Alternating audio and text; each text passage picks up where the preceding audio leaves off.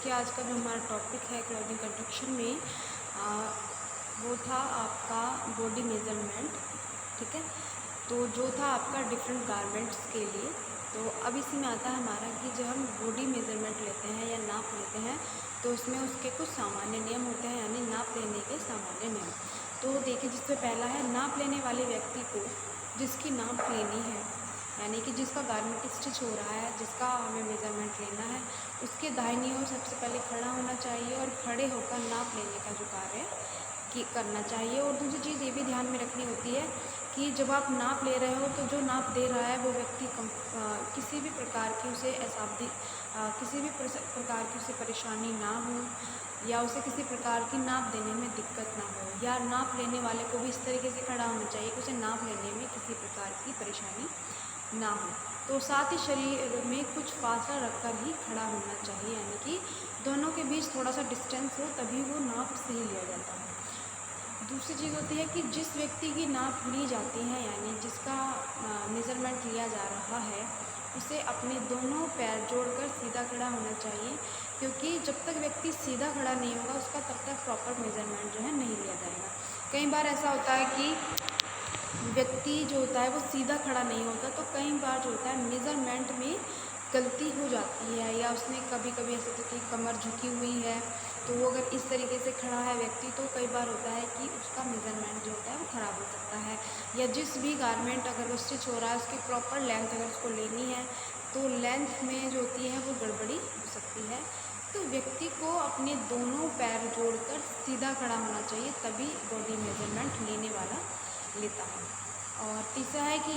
शरीर पर यदि कोई मोटा वस्त्र, यानी कि मान लीजिए अगर किसी व्यक्ति ने कॉट डाला हुआ है शर्ट के ऊपर और उसको मेज़रमेंट देना है, तो सबसे पहले वो मोटा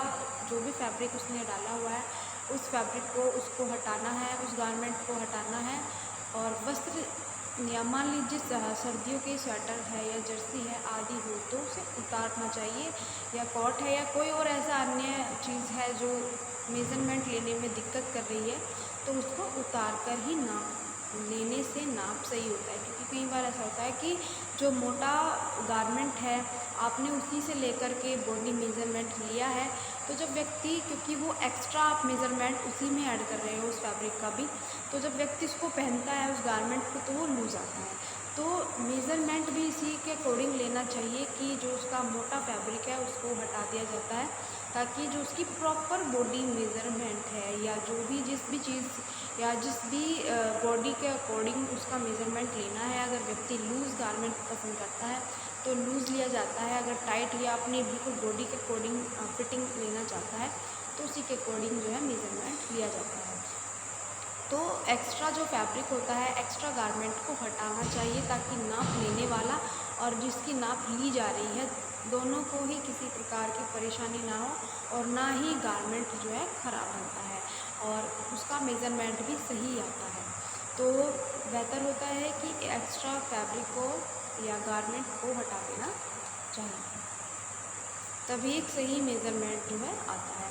तो शरीर को गोलाकार नाप लेते समय, यानी कि अगर मान लीजिए पूरी बॉडी है और बॉडी के बैक साइड से आप जो इंची टेप है या आपका मेजरिंग टेप आप निकाल करके वापस आगे की तरफ लाते हो, यानी गोलाकार नाप लेते समय टेप को कसकर खींचकर अंक पढ़ना, यानी कि आपने पूरा जो मेजरिंग टेप है उसको टाइट करके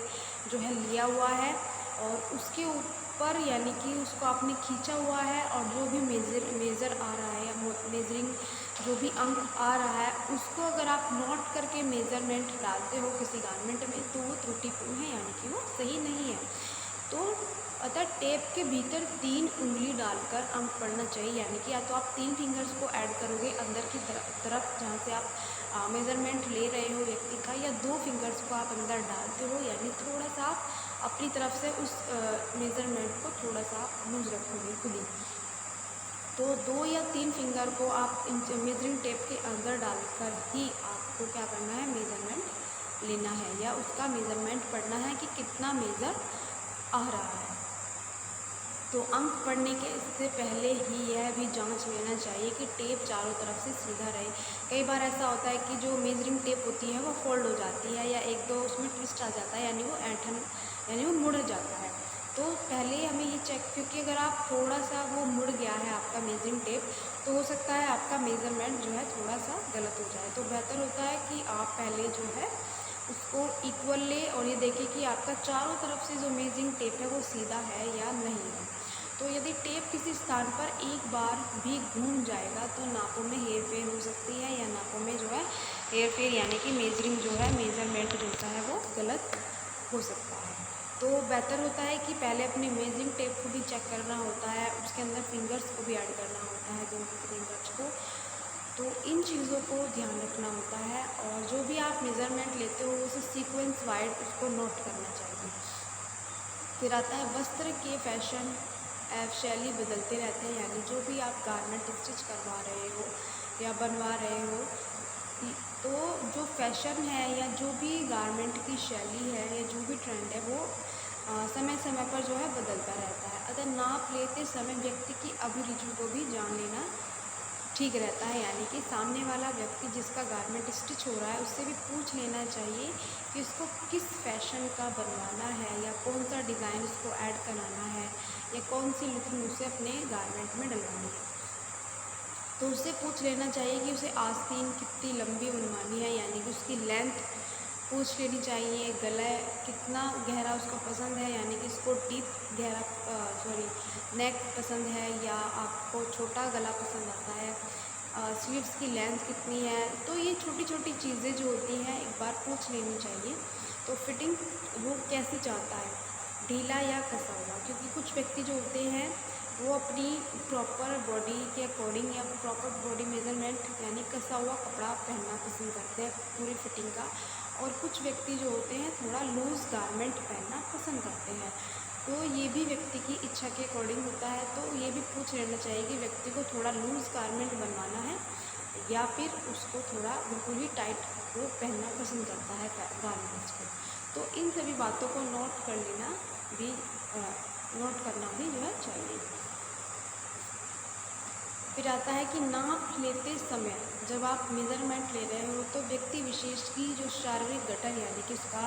जो बॉडी स्ट्रक्चर है संबंधी विशेषताओं का भी निरीक्षण कर लेना चाहिए, कि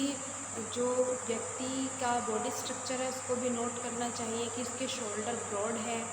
या छोटे हैं, या उसकी व्यक्ति की लेंथ कितनी है।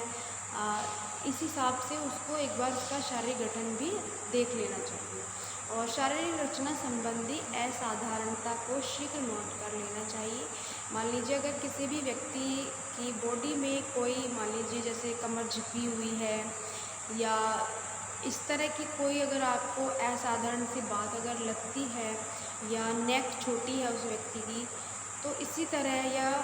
पेट ज़्यादा बाहर निकला हुआ है, तो इस तरह की छोटी छोटी चीज़ों को भी नोट कर लेना चाहिए। फिर आता है नापों को एक ओर से क्रमानुसार लेना तथा लिखना चाहिए, यानी कि जो हम मेज़रमेंट लेते हैं उसको सीक्वेंस वाइज नोट करना चाहिए,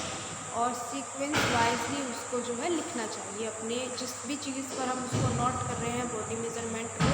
उसके अकॉर्डिंग ही हमें उसको लिखना चाहिए। तो नापों का साधारण क्रम इस प्रकार है। मान लीजिए लिया है आपने, पहले नेक लिया तो नेक क्रॉस लिया, बैक पीठ की लंबाई लिया आपने, क्रॉस चेस्ट लिया, या वक्ष यानी कि आपका जो चेस्ट एरिया है, या कमर है आपकी, यानी मोहरी जो आप अगर सलवार पहनते हो तो कंधे से कमर तक और कंधे से नितंब तक पूरी लंबाई, यानी इन चीज़ों को सही तरीके से प्रॉपर तरीके से नोट करना चाहिए, तथा आस्तीन की लंबाई। तो हर एक चीज़ को सही तरीके से मेज़रमेंट लेना चाहिए और तभी उसको नोट करना चाहिए। नाप लेते समय इस बात का ध्यान रखें कि किस कपड़े के लिए नाप ले जा रही है, क्योंकि देखिए जो कपड़ा होता है, कपड़े को भी एक बार चेक कर लेना चाहिए कि किस व्यक्ति के लिए किस तरह की गारमेंट बन रहा है। तो नाप लेते समय जो होता है कपड़े की भी नाप ली जा रही है, कि कई बार ऐसा होता है कि पहनने वाला व्यक्ति जो होता है वो मोटा होता है, लेकिन कई बार कपड़ा जो होता है कम होता है। तो सबसे पहली चीज़ ये भी ध्यान में रखनी होती है कि कपड़े की लेंथ और विड्थ पूरी है या नहीं है, या जो बॉडी मेज़रमेंट आया है उसके पास वो उस बॉडी मेज़रमेंट के अकॉर्डिंग या उस डिज़ाइन के अकॉर्डिंग या उस गारमेंट में कितने पीस बन रहे हैं उस पीस के अकॉर्डिंग क्या जो फैब्रिक आया है वो भी प्रॉपर है या नहीं है, यानी कि वो पूरी लेंथ और विड्थ में है या नहीं है। तो इस तरह की जांच भी जो है व्यक्ति को कर लेनी चाहिए। तो स्टूडेंट्स इसके आगे का टॉपिक जो है मैं आपको नेक्स्ट वीडियो में बताऊँगी।